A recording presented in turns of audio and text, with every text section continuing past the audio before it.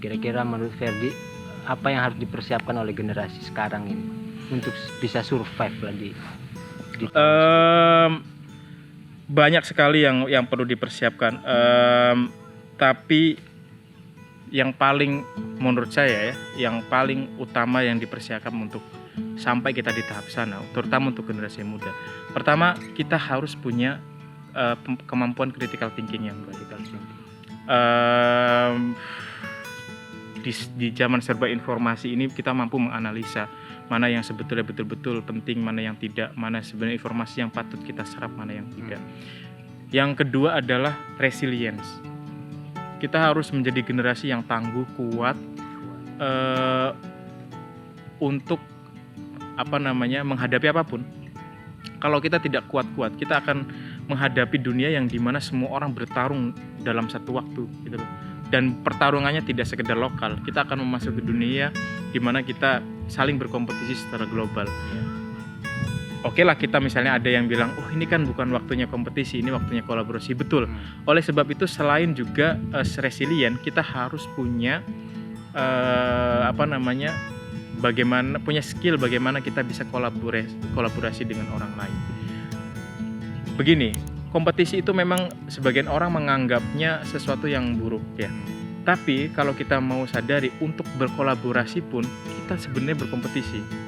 Berkompetisinya itu apa yang bisa kita tawarkan untuk bisa berkolaborasi gitu loh. Kalau kita tidak punya sesuatu yang ditawarkan untuk bisa berkolaborasi dengan orang lain, maka kita tidak bisa berkolaborasi, kita akan tersingkirkan gitu loh. Maka untuk bisa berkolaborasi dengan orang lain, kita harus menjadi generasi resilient, kuasai berbagai skill walaupun itu sulit, terutama skill berbahasa, kemudian technological use misalnya, penggunaan teknologi secara dasar-dasar, kita harus menguasai itu supaya kita bisa bergabung dalam komunitas global, supaya kita bisa berkolaborasi dengan komunitas global. Coba bayangkan, bagaimana kita bisa berkolaborasi dengan komunitas global kalau secara bahasa kita tidak mampu. Nah, itu artinya pertama sekali lagi critical skill, kemudian juga resilience, tangguh, kemudian interpersonal skill untuk bisa berkolaborasi dengan banyak orang. Saya pikir itulah yang mestinya generasi kita miliki saat ini. Dan satu lagi terakhir, jangan tinggalkan baca buku. Semagic apa buku itu sih menurut buku itu melatih critical thinking tadi itu.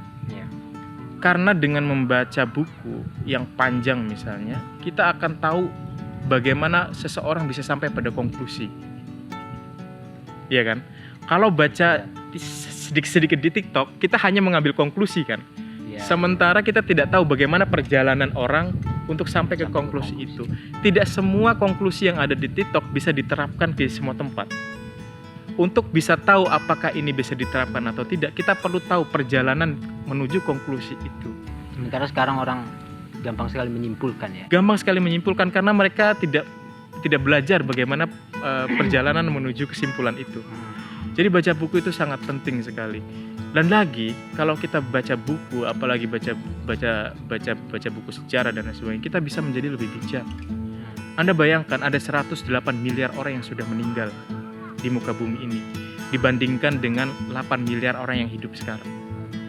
Anda bisa belajar kebijaksanaan dari banyak orang yang sudah meninggal dengan tulisan-tulisannya. Dari 108 miliar orang yang sudah meninggal itu, melalui tulisannya, melalui cerita-ceritanya, melalui sejarahnya, kita bisa mengambil kebijaksanaan dari sana. Sementara orang-orang yang 8 miliar sekarang hidup di dunia ini mungkin sebagian besarnya hanyalah membagikan hal-hal receh yang ada di TikTok. Nah, kita pilih mana? Artinya tidak bisa membaca buku itu dengan misalkan sekarang kan teknologi makin canggih, artinya ngapain baca buku, orang baca di internet aja banyak sumber. Apa yang membedakan itu? Artinya buku itu tidak tergantikan dengan informasi-informasi yang ada di internet. Saya tidak mengatakan bahwa tinggalkan informasi yang ada di internet lalu beralihlah sama buku, enggak. Tapi membaca buku, lagi-lagi kita mengetahui perjalanan seseorang dalam berpikir gitu ya. Kalau dalam internet biasanya ruangnya itu terbatas. Saya sekarang ngirim tulisan di media-media itu justru dibatasi sekali kata-katanya karena kemampuan orang membaca lama itu sedikit gitu ya. Makanya saya agak susah ketika mengirimkan tulisan di internet karena ya paling 700 kata atau 1000 kata ya, sementara saya tidak bisa membangun konstruksi bagaimana saya sampai pada kesimpulan itu. Nah, orang-orang di internet kebanyakan itu langsung jam pada kesimpulan sehingga kita kurang daya critical thinkingnya. Kecuali kalau di internetnya Anda coba selektif dalam mengambil informasi, misalnya dari media-media kayak The Conversation, New Mandala misalnya, atau East Asia Forum kayak gitu-gitu ya. Bisa lah, tapi kalau hanya short-short dari media-media yang pendek-pendek itu ya susah melatih critical thinking kita. Kalau buku digital oke. Artinya soal media buku apakah digital atau fisik kan bukan soal. Mau kalian bisa download buku dalam bentuk digital. Saya juga sekarang mungkin ribuan buku dalam bentuk digital gitu ya. Karena lebih enak dibawa di HP, saya bisa bawa kemana-mana, bisa dibuka. Apapun bentuk bukunya, mau digital mau printing buku gitu, nggak masalah. Yang penting baca buku sesuatu yang memang tidak boleh kita kesampingkan. Baca buku tuh banyak banget manfaat, termasuk resilient tadi ya, gimana kita tahan mengikuti kata demi katanya, kita baca alur berpikirnya bagaimana gitu.